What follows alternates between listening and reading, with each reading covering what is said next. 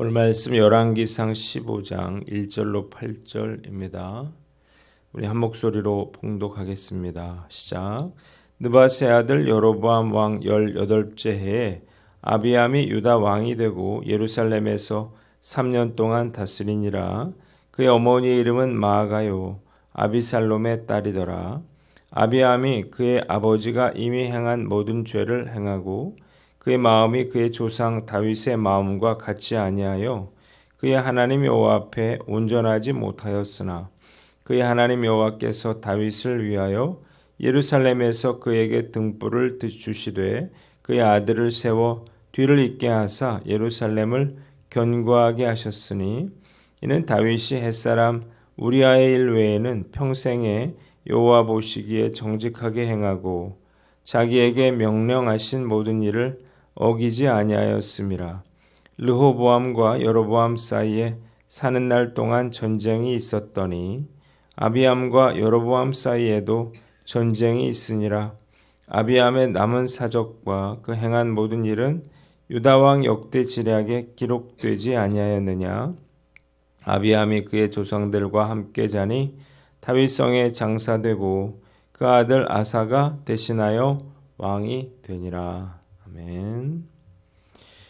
오늘은 열왕기상 15장 말씀을 가지고 아비암의 유다 통치라고 하는 제목으로 묵상 나눔하도록 하겠습니다.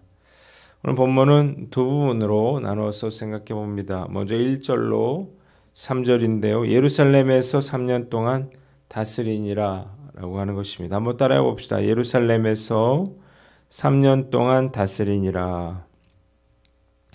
본문에는 르호보암의 뒤를 이어서 남유다의 왕위에 오른 제2대 왕 아비암의 행적에 대해서 기록이 되어 있습니다. 그는 예루살렘에서 3년 동안 유다를 통치했어요. 열왕기 저자는 아비야의 행적에 대해서 첫째, 그의 아버지가 행한 모든 죄를 그대로 따라 행하였고, 둘째, 그의 마음이 다윗과 같지 않고, 셋째, 그가 여호와 앞에 온전하지 못했다. 이렇게 평가를 하고 있습니다. 한번 따라해 봅시다. 제대로 신앙생활하라. 르호보암의 뒤를 이어서 왕위에 오른 아비암이 나라를 다스린 기간은 고작 3년이었습니다. 그런데 이 아비암은 그 3년 동안에도 하나님 말씀대로 행하지 못했습니다. 저는 말씀을 묵상하면서 시간의 길이는 그렇게 중요한 게 아니구나 이런 생각을 해봅니다. 3년이냐 30년이냐 이게 중요한 게 아니라는 것입니다. 어떤 평가를 받느냐 이게 중요하죠. 사실 예수님께서 이 땅에서 사역하신 공생의 기간도 3년에 불과했습니다. 그런데 예수님은 그 3년의 공생의 기간 동안 인류의 역사를 뒤바꿔 놓으셨어요. 어부에 불과했던 베드로도 초대교회의 수장이 된 게 3년밖에 걸리지 않았습니다. 그러니까 몇 년 동안 왕이 되었느냐 이게 중요한 게 아니라 단 3년이라도 그 왕으로서 무엇을 했느냐 이것이 중요하다는 것입니다. 얼마나 신앙생활을 오래 했느냐 이게 중요한 게 아니에요. 어떻게 신앙생활을 했느냐 이것이 중요합니다.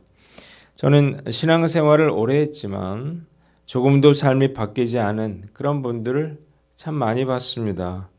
반대로 신앙생활한 지는 얼마 되지 않지만 철저하게 믿음 생활을 하고 계시는 그런 분들도 보게 됩니다.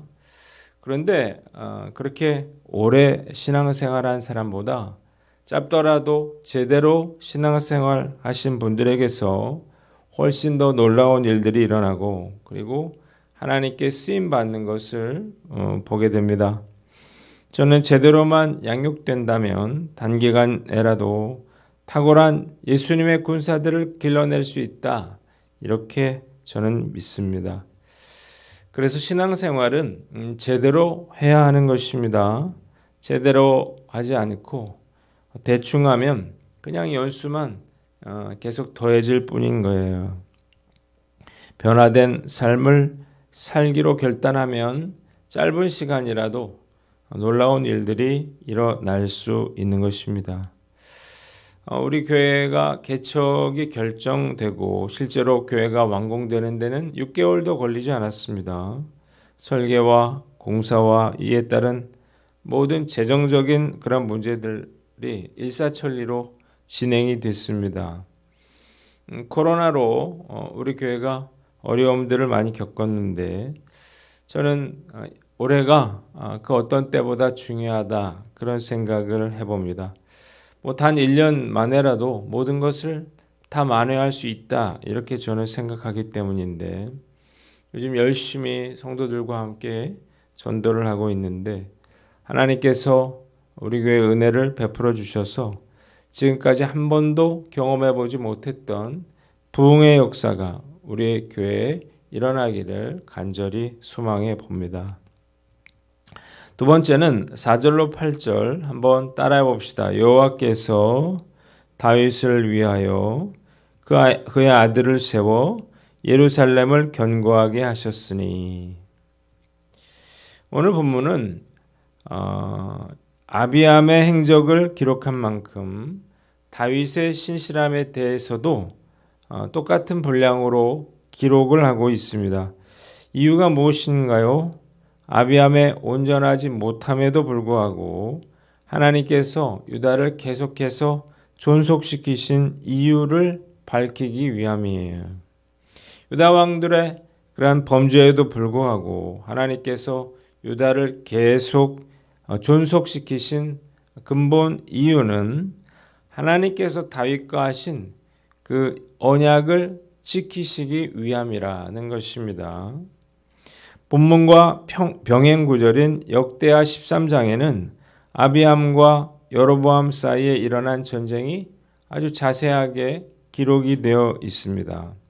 그런데 당시 유다의 군사는 40만 명이었던 데 비해서 이스라엘의 군사는 그 2배인 80만 명이나 됐습니다.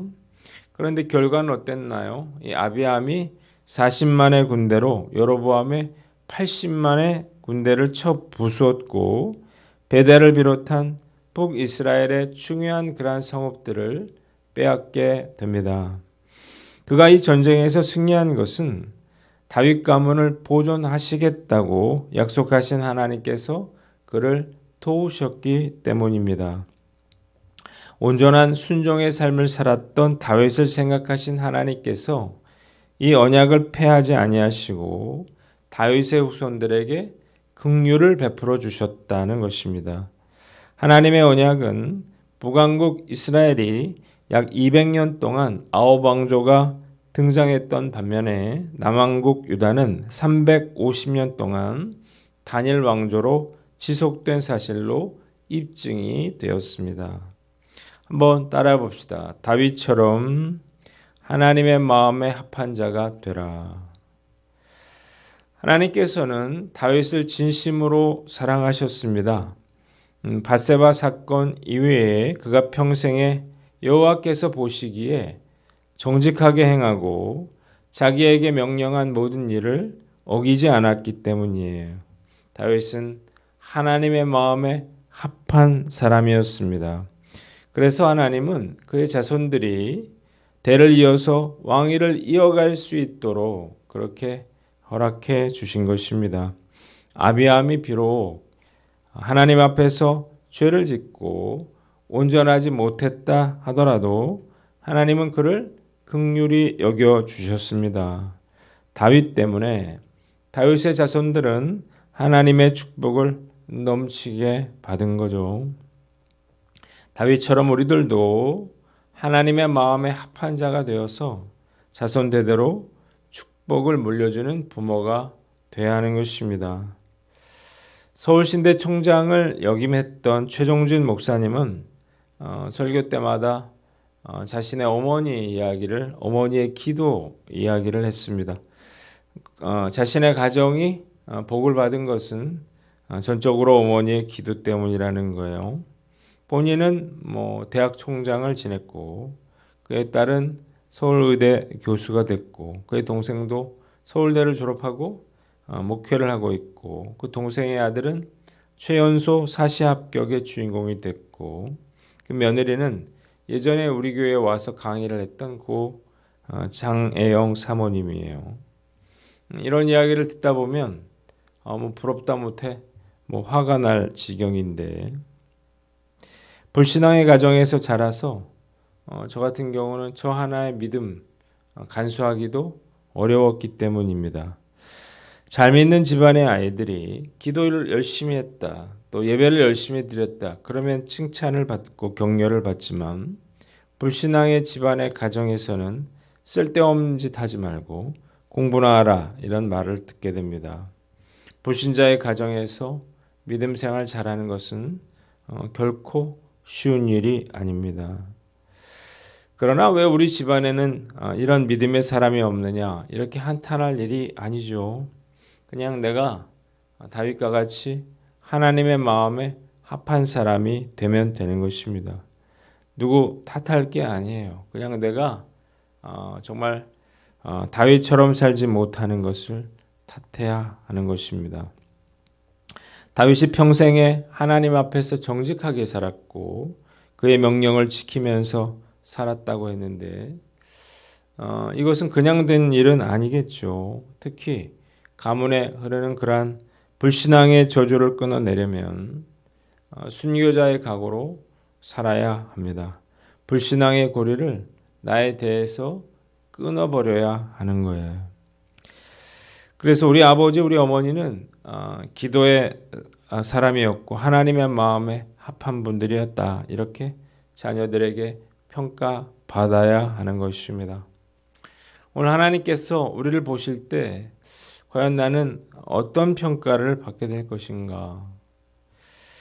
오늘 스스로를 돌아보고 우리도 다윗처럼 그렇게 하나님의 마음에 합한 자로 살아가는 저와 여러분들 되시기를 주님의 이름으로 축원합니다. 두 번째는 하나님 여호와를 의지하라는 것입니다. 한번 따라해 봅시다. 하나님 여호와를 의지하라.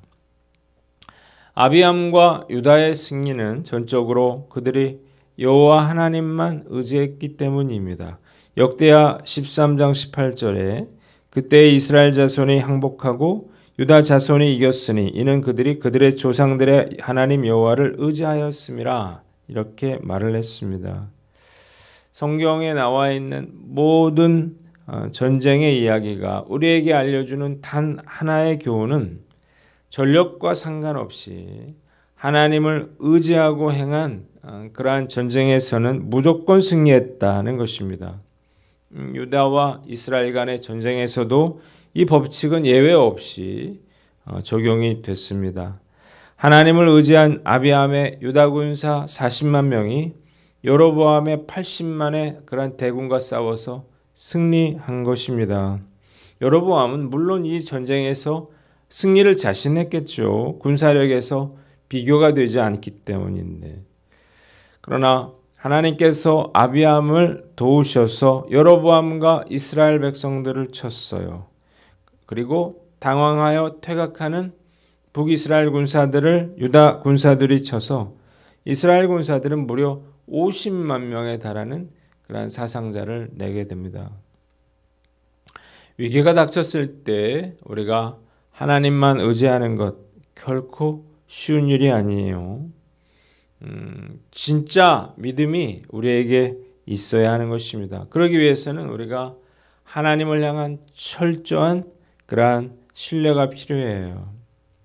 예전에 신뢰하는 법을 배우기 위해서 눈을 가리고 이렇게 뒤로 넘어지는 그러한 훈련을 한 적이 있습니다. 뒤에서 물론 사람들이 받아주죠. 이게 눈을 뜬 상태에서 뒤로 넘어지면 누구나 할 수 있습니다. 근데 이걸 안대로 가리고 뒤로 넘어지는 건 절대 쉽지 않아요. 이걸 해보니까 자꾸 넘어지면서 무릎이 구부려지더라고요. 이유가 뭔가요?